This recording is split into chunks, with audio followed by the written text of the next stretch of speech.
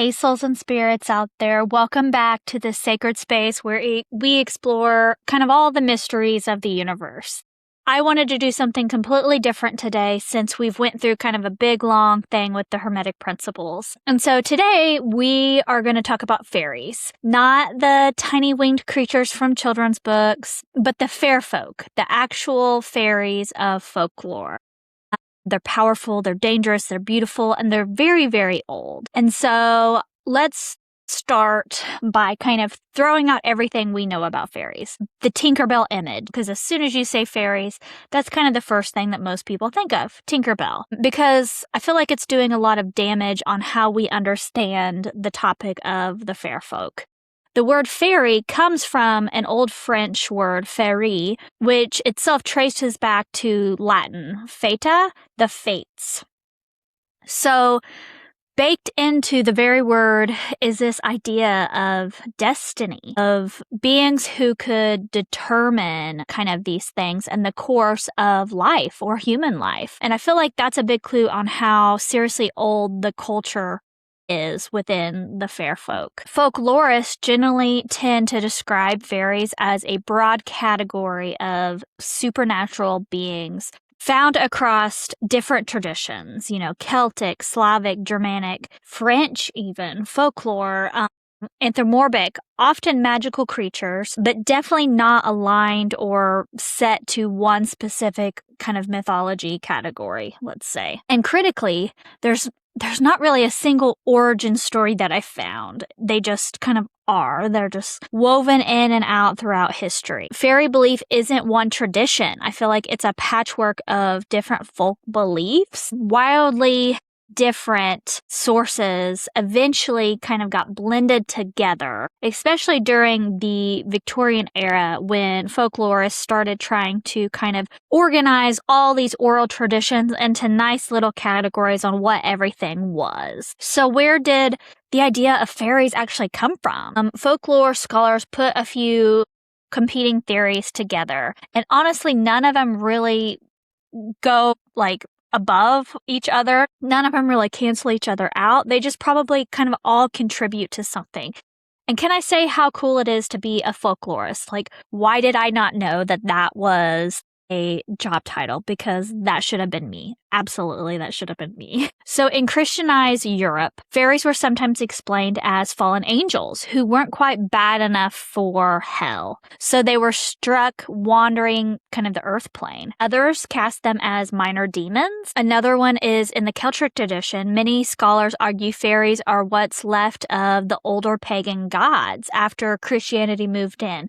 They kind of transformed into these fairy beings. And people didn't stop believing in the old gods overnight. They just downgraded them and folded them into folklore instead of a formal religion, if that makes sense. Ancestral spirit theory, there's one.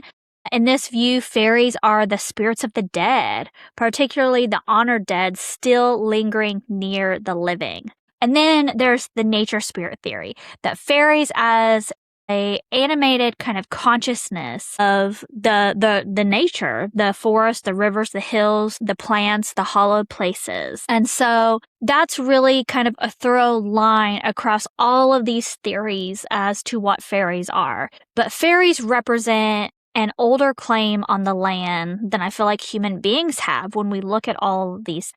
And that's why so many fairy kind of lore is about boundaries. You'll find them at thresholds and property lines or doors or crossroads. You're not just avoiding monsters when you think about boundaries. You're respecting a prior tenant that had these things before you. And then if we think back to the demoted deity, nowhere is that theory more vivid than in Ireland. So let's kind of look at that first. Long before the word fairy ever crossed into Irish speech, there were I am going to butcher this, Tuatha De Danann. Yep, probably completely wrong. The folk of the goddess Danu, sometimes just called the Tuatha, the tribe of the gods. According to medieval Irish mythology history, they were one of the early races said to have inhabited Ireland. Arriving at the Firbolg, let's say Yeah, let's just say that. Irish or Gaelic is one that I know I will never get right. But these fairy beings, they were craftsmen, they were warriors, poets, and magicians. They were a divine race structurally similar to the Olympians of the Greek mythology or the Aesir or the Vanir of the Norse mythology. According to the old sagas, when there was a new wave of invaders, the Milesians, the ancestors of the Gaelic Irish people, arrived and defeated these Tuatha De Danann. The losing side didn't disappear, though. Instead, tradition says that they retreated underground into the hollow places, the hollow hills, the ancient burial mounds that dot the Irish landscape. And here's one of the things I find generally interesting about this transformation or this idea from these beings being gods into fairies. It wasn't really about the beings themselves changing. They didn't change. They stayed the same. It was about us changing. Human beings, society. Once Ireland converted to Christianity, cultural memory needed somewhere to put these old, undeniably powerful beings who didn't really fit, into that new religious framework. So they got reclassified, not erased, just renamed and then diminished, which some of us could say that that's equally as bad for people who believe in these things. But the fairy folk, let's say, of the Irish words, became the AOC, the people of the mounds, and eventually they just called them the fairies, regarded now as things to be wary of rather than gods to actually be worshipped. So you see how this whole cultural shift into a different religion changed this whole idea of these beings kind of entirely. Like they are not what they originally were. In the Celtic tales, generally, these fairy folk were described as roughly human-sized, aristocratic, sharing similar interests as human nobility. They hunted, they feasted, they held court. And this is a crucial detail. The original Celtic fairy wasn't small, wasn't that, Tinkerbell little flying size. Miniaturization came kind of much later, largely Victorian in literacy, let's say. From here, Celtic folklore branched into kind of recognizable figures that are still cultural touchstones of today. The leprechauns, solidary associated with hoarding and gold, tied to craftsmanship traditions. I feel like they're literally the mascot of Ireland. You see leprechauns everywhere for when you connect to Ireland. Banshees, female spirits who keen or wail, foretelling the death in a family. They are very interesting to look into. And then we have pixies, smaller, mischievous, associated with kind of the British West Country moorlands. Each of these is a really specified descendant of that original, much grander idea of the fair folk. Now, let's talk about the framework most people have actually heard of, even if they don't know where it comes from. You may have heard, especially if you are a paranormal romance reader, the Seelie and the Unseelie courts. The term comes from the Scottish borderlands, Seelie, as in Middle Scot, from the Old English, not going to even try to pronounce it, meaning happy or blessed. So the Seelie court is quite literally the court of the blessed. And the Unseelie court is its natural kind of counterpart, the opposite. And here's what surprised me when doing research for this episode. The earliest documented reference to this idea isn't some ancient text. It's from 1535, when a theologian at Aberdeen University named William Hay lectured about a cult of women who claimed to commune at night with the Seelies and their queen, Diana. And that's a fascinating little historical breadcrumb. It suggests that fairy belief was tangled up with the actual folk religious practice, not just bedtime stories. But this formal idea of these two kind of rival organized courts is something like out of a fantasy novel. I see it all the time in my storybooks. They always talk about kind of the Seelie and Unseelie court. They didn't fully crystallize until kind of much later. The first explicit written use of the Seelie court as a term appeared in David McRitchie's 1890s book, The Testimony of Tradition. So what feels ancient is actually a Victorian era system of kind of older, messier oral beliefs in a way.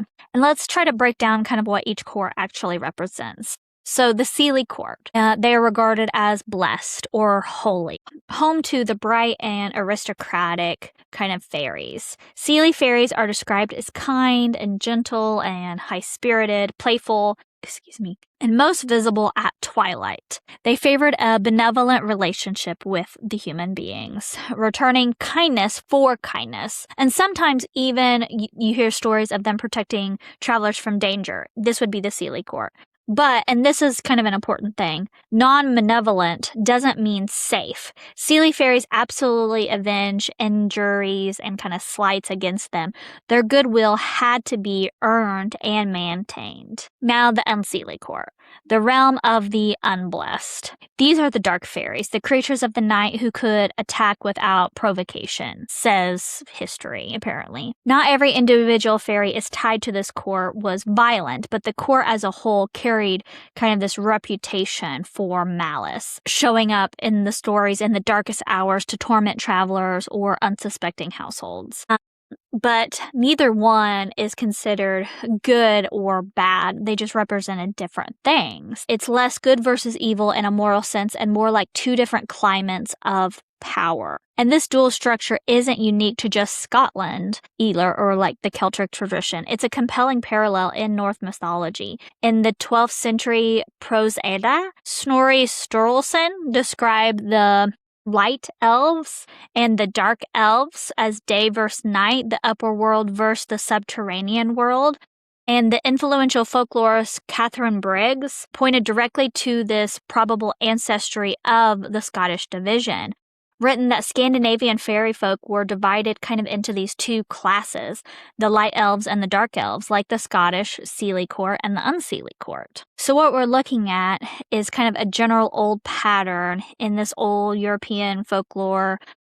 More broadly, a near universal instinct to divide the unseen world into, bright, daylight adjacent factions and dark, kind of nocturnal ones. Modern fantasy fiction, think of shows and book series that treat Seelie and Unseelie as two rigid political factions with thrones and wars and all of the things, is really just the latest layer on top of centuries of kind of evolving and ever-unfolding beliefs, not really a return to some original true version of what fair folk actually are. So here is where I want to kind of push back a little on the idea that fairies are strictly Celtic phenomenon, because that's really a misconception.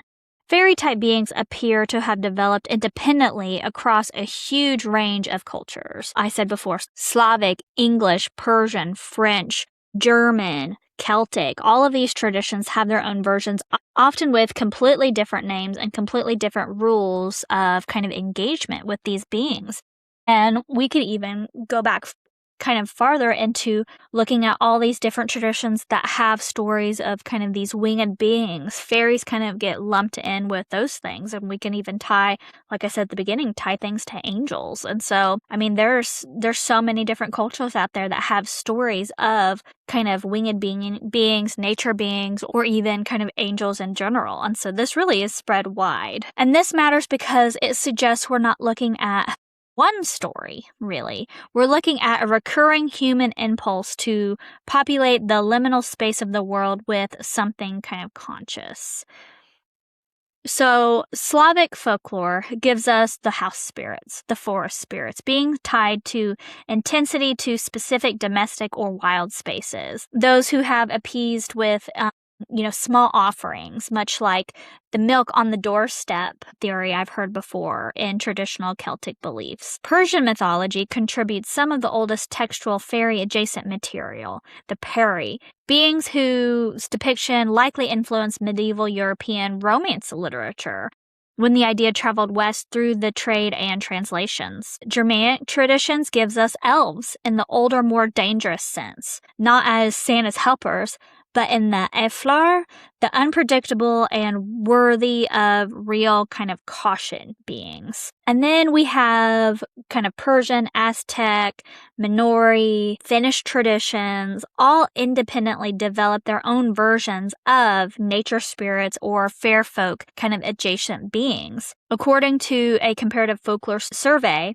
each shaped by local landscape and cosmology rather than just cultural kind of contact. So to me, it's really less about, the fairy myth spread kind of around the world and more about every culture arrived at a similar kind of answer to the same kind of question of, are there nature beings, if that makes sense. And what's fascinating is the handful of traits that show up kind of again and again, despite zero cultural contact between these cultures and these stories. So with fairies, a close, often dangerous relationship to specific places like hills, springs, forests, thresholds. There's often a code of etiquette that human beings must follow, an offering politeness, a rule about names or giving thanks to them. Time distortion, the idea that time moves differently in their world, so a night spent with them may be a decade in the human one.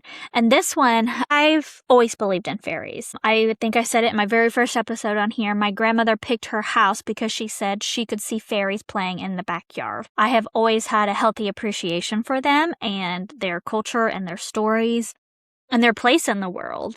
And the land I live on now, if you go back into the woods, I've had many people experience this one specifically, the time distortion, and that time just moves kind of differently out there in the woods behind my house. And directions often get really confusing. I am a person who I can almost always find my way somewhere. It's just something I was kind of born with. You could take me someplace once and I immediately know how to get to my way back. But you get in those woods and you will get turned around and everything kind of looks similar, and it can be very confusing, even for people who have been back there a ton. And so this one is really interesting to me. And then there is a kind of ambivalence rather than purely evil thought behind them, that most fae traditions describe beings who are dangerous because they follow kind of their own set of logic, not because they're villains in the human moral sense of the word. And that last point, I think, is the single most important thing to understand about fairies across nearly every tradition.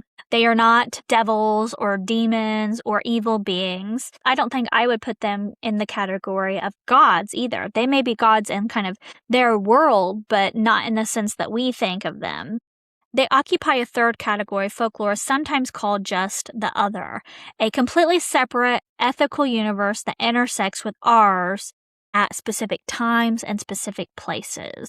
And so, why do you think this matters now? One, because I think it's cool, but this belief system of the fair folk was never just a story. In the areas where it was kind of considered the strongest, particularly rural Ireland and Scotland, fairy belief functioned as an entire behavioral code. It explained inexplicable illness and explained disappearances, crop failure, stunted good fortune. It gave communities a shared vocabulary for these kind of uncertain times, which I think is interesting. Secondly, the etiquette itself is worth kind of paying attention to because it's remarkably consistent no matter which kind of tradition you look at. Here's the folkloric idea on how humans were supposed to conduct themselves around these fae folk. So, offerings, not worship. Small gifts, milk, cream, bread, a bit of butter left out, typically at dusk or dawn on the classic threshold hours of the day. Careful speech. Many traditions hold that thanking a fairy directly for a favor actually is rude or even dangerous, which I think is interesting because it implies the relationship is a transactional one rather than an ongoing goodwill. Others insist on using euphemisms, the good neighbors, the gentry, the other crowd, rather than the word fairy itself to avoid summoning attention. I think that part is really interesting because I'm a big thankful person, and I may not naturally say, thank you for letting this grow, but oftentimes I'll say thank you for being here because I can feel them around me and my flowers and my plants, and I know it helps them grow. And so I'll say thank you for being here. But maybe not the way this is looked at, maybe not thanking them directly for specific things. I don't know. I feel like that is a personal preference. The next one is respect for place. Avoid disturbing fairy mounds, rings, hawthorn trees are considered kind of one of their places. especially the ones growing alone in a field, which is a very specific, widespread taboo in kind of Irish tradition. Iron and rowan. Cold iron and rowan will both show up repeatedly as these protective materials thought to disrupt fairy magic or mark a boundary they won't cross, which I think is interesting. Twilight awareness. Dawn and dusk. Those in-between times are consistently treated as the hours when the veil between the worlds is the thinnest. And so I think of it, I don't know if you've ever seen the Pirates of the Caribbean. I went through a big Pirates of the Caribbean phase in high school, and that dusk time when the sun just sets below the horizon and that blue light kind of sparks. I feel like that is what this is talking about across all kind of worlds. So if I think about the spirit world that we often talk about being one world, the fae world often being another. And so these moments in time, if we leave, offerings out or whatever, this is the time when we can kind of connect with that. And this last point connects to something a lot of modern seasonal and lunar kind of practitioners already kind of lean on, that this liminal timing matters more than the actual calendar date itself, which I think is very interesting. Just kind of this time of day. But I think the time of day around the right time of year, obviously, is going to be your best bet. But I think the real gift of fairy folklore for anyone doing modern rituals or almanac-style work is not really about believing literally in creatures under the hills. It's about reviving an old discipline of paying attention to thresholds, to seasons, to the specific hours of the day, to the etiquette of asking rather than just taking. That the discipline is useful regardless of what you believe is actually around and listening. It's also worthy to note that fairy beliefs in places like Ireland haven't fully vanished. Modern folklore surveys still find rural roads that get quietly diverted around fairy forts or lone hawthorn trees, not out of literal fear necessarily, but out of inherent respect that no one wants to be the one to break it. And that continuity is rare, and it's worth thinking about. And no matter what you believe, I believe a lot of things about fairies. This is just kind of what I could research and find for you. But if you dig into the kind of spiritual side of fairies, you will find all kinds of books on the fairy world and different types of fairies. But I think it's up to you. I think it's up to you what you believe. I believe that the fair folk, because of this idea of them being tiny, how we've seen it in things, I think they have the option to shapeshift their size. They could be our size. They could be tiny. I think they could be animals or plants, whatever they choose to be. In general, I find them to be just one of the magics of nature. And that's the simplest way I can kind of describe it, the magic of nature. And I often try to make spaces for them in whatever place I live in. I try to make I feel like they like wild places. And so I try to grow wild places full of flowers and leave little offerings up for them when I can, when I think about it, especially around kind of the fall and the springtime, when I'm asking them to not necessarily grow me crops, but kind of give me their blessing and give me their magic, because like I said, nature magic. And so that's not gonna not help me. It's not gonna do anything bad to me. I also try to bless my home with them with lots of plants and lots of things that I think they might like. And so whatever your idea is, if it's like the stories we talked about today with them not having kind of the glittery wings, but generally an old, genuinely serious body of belief about who might have claim on the world that we live in, who was here before humans were. Maybe it was the fair folk, or maybe they live in a whole separate realm, or maybe they've retreated there. It's hard to say, but if you are the type of person who leaves something out at dusk just in case they're around, you are in very old company and you are not alone. So thank you for listening to today's episode. I hope you enjoyed listening to some of the stories, and I highly encourage you to try to form your own opinion about the fair folk. Try to contact them if you can. If you're a little hesitant, just leave something out for them, or, when you plant a flower, think of them. That's all you need. That's all you have to do. So here's a little bit about the fairies and the fair folk. I'll see you soon.